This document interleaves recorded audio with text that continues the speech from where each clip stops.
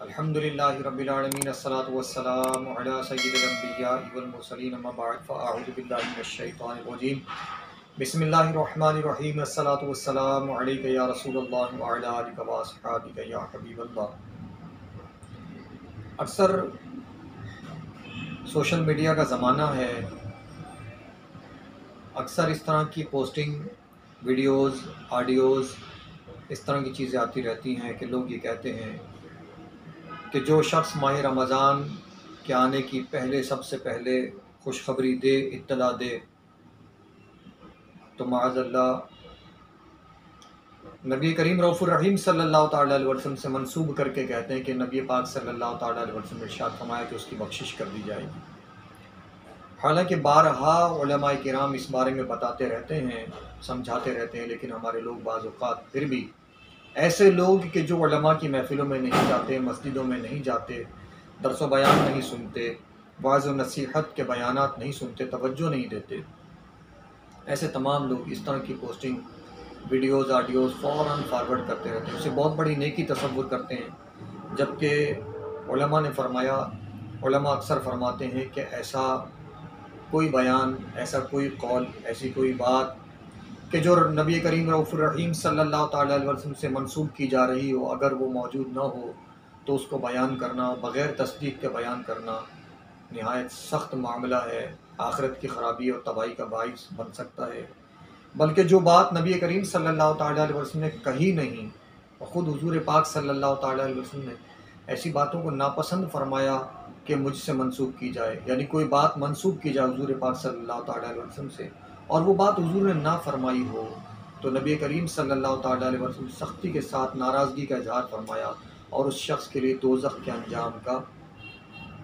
حکم فرمایا۔ تو یہ ہمارے لیے سخت وعید ہے، احتیاط کرنی چاہیے۔ شب برات کے بارے میں، شب معراج کے بارے میں، شب قدر کے بارے میں، نیکیوں کے اعمال کے بارے میں، اچھے کاموں کے بارے میں لوگ مبارکباد دیتے ہیں، سبحان اللہ، اچھی بات ہے، مبارکباد دینا چاہیے۔ جیسے کہ پوچھا بھی جاتا ہے، اس طرح کے سوالات آتے ہیں، کیا ہمیں اس طرح مبارکباد پیش کرنی چاہیے کہ شب برات مبارک ہو، رمضان مبارک ہو، شب قدر مبارک ہو، شب معراج مبارک ہو؟ تو بالکل دے سکتے ہیں، یہ کوئی حرج کی بات نہیں۔ اچھے کاموں کی مبارکباد پیش کرنا، اچھی باتوں کی مبارکباد پیش کرنا باعث برکت ہے اور آپس میں محبت کا سبب بنتی ہے، اس میں کوئی حرج کی بات نہیں۔ لیکن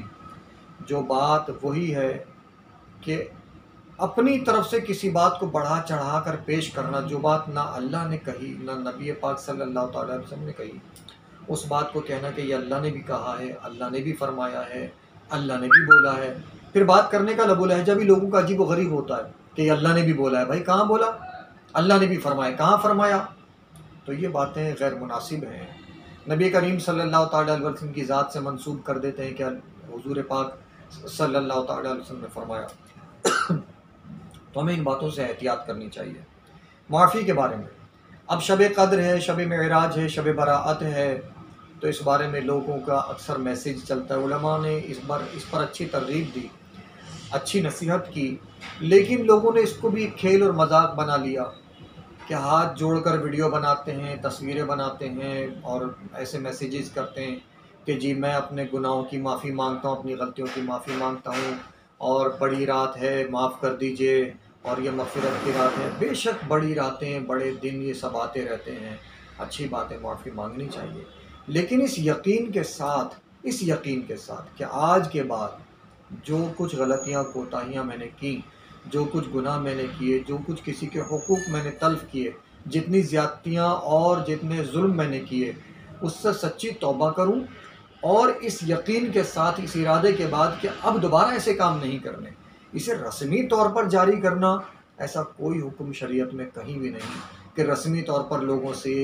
معافیاں مانگی جائیں اور ارادہ پھر بھی اسی طرح رہے، اندر سے ڈٹائی اسی طرح رہے۔ میں نے کسی سے لڑائی کی، جھگڑا کیا، سب کچھ کیا، یہ سوچتے ہوئے، یہ کہتے ہوئے، اس یقین کے ساتھ میرا حق تھا، میں نے جتنا لڑائی کی، جتنا جھگڑا کیا، جتنا میں نے فساد کیا، وہ سب میرا حق تھا، میں حق پر تھا، اپنا حق چھین کر لے لو اور یوں کر لو، میں تو زبان پر بولتا ہوں، میں تو منہ پر بولتا ہوں، میں تو سامنے۔ بھائی کیوں ایسا سخت لب و لہجہ؟ اسلام نے تعلیم نہیں دی، یہ اسلامی تعلیمات نہیں ہے۔ پھر شب قدر آ جائے، شب برات آ جائے تو بولے بھائی معاف کر دو، میرے گناہوں کو معاف کر دو، میری غلطیوں کو معاف کر دو۔ تو ایسا نہیں ہوتا کہ ہم اپنی غلطیوں کو تو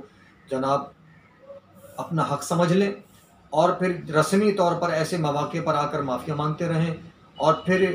اگر کوئی ہمیں توجہ دلانے کی کوشش کرے تو ہم اس کو غصہ کرنا شروع کر دیں۔ سب سے پہلے اپنے اندر نرمی لے کر، اپنے اندر خوش خلقی لے کر آئیں، اپنے اندر انسانیت کے لیے محبت لے کر آئیں، مسلمانوں کے لیے، اپنے لوگوں کے لیے۔ بلکہ حضور پاک صلی اللہ تعالیٰ علیہ وسلم نے بہت پیاری تعلیم دی، اسلامی تعلیمات پر غور تو فرمائیں۔ پڑوسیوں کے حقوق سب سے پہلے جو رکھے، پڑوسیوں میں غیر مسلم بھی داخل ہیں، ان کو بھی ہر حقوق کے درجے دیے گئے کہ ان کے کیا حقوق ہیں، انہیں بھی حقوق دیے گئے۔ تو مطلب یہ کہ جب پڑوسیوں کے حقوق ہوں اور پھر اس میں غیر مسلموں کے بھی حقوق ہوں، تو کیا اپنے لوگوں کے کوئی حقوق نہیں ہوتے،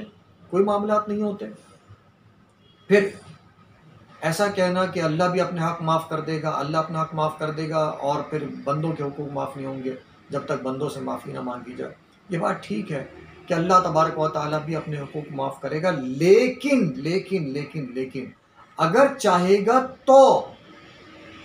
ایسا کوئی حکم نہیں ہے وضاحت کے ساتھ، ایک جملے کے ساتھ ایسا کوئی حکم نہیں ہے کہ ان 3-4 لفظوں میں بات ختم ہو جائے کہ اللہ اپنے حقوق معاف کر دے گا۔ بھائی اگر اللہ نے اپنے حقوق معاف کرنے تھے تو پھر یہ اللہ کا حق نہیں ہے نماز پڑھنا، روزہ رکھنا، عبادت کرنا؟ یہ اللہ کا حق نہیں ہے ماں باپ کی فرما برداری کرنا؟ یہ اللہ کا حق نہیں ہے اولاد کو رزق حلال کھلانا؟ یہ اللہ کا حق نہیں ہے؟ اللہ کا حق ہے یہ کہ اللہ نے جو حکم دیے، جن کاموں سے روکا، جن کاموں کو کرنے کا کہا، ان سب کی طرف ہمیں رغبت کرنی ہے، ان سب کی طرف ہمیں میلان کرنا ہے، ہمیں اچھے کاموں کو کرنا ہے جن کا حکم دیا، عبادت ہو، ریاضت ہو، پرہیزگاری ہو، انسانوں کے حقوق ادا کرنے ہو، مخلوق پر رحم کرنا ہو، لوگوں کے ساتھ اچھے اخلاق کا برتاؤ کرنا، یہ سب اللہ کے حقوق ہی تو ہیں۔ اللہ کے حقوق، بندوں کے حقوق اللہ کے حقوق میں داخل ہے، اور اللہ کے حقوق کے ساتھ بندوں کے حقوق کا خیال رکھنا۔ لیکن پھر بندوں کے حقوق کو ایسا سمجھنا کہ بھائی یہی سب کچھ ہے، اور اب اللہ کی نمازیں معاف ہیں، اس کے روزے معاف ہیں، اس پر حج، اس نے جو حج ہم پر رکھا وہ معاف ہے، جو زکوٰۃ ہم پر رکھی، جو عبادات ہم پر رکھی وہ سب معاف ہے۔ تو یہ ہماری خام خیالی ہے اور عدم توجہی ہے، یہ ہماری وہ بے وقوفی اور نادانی ہے کہ جس پر ہماری توجہ نہیں ہوتی۔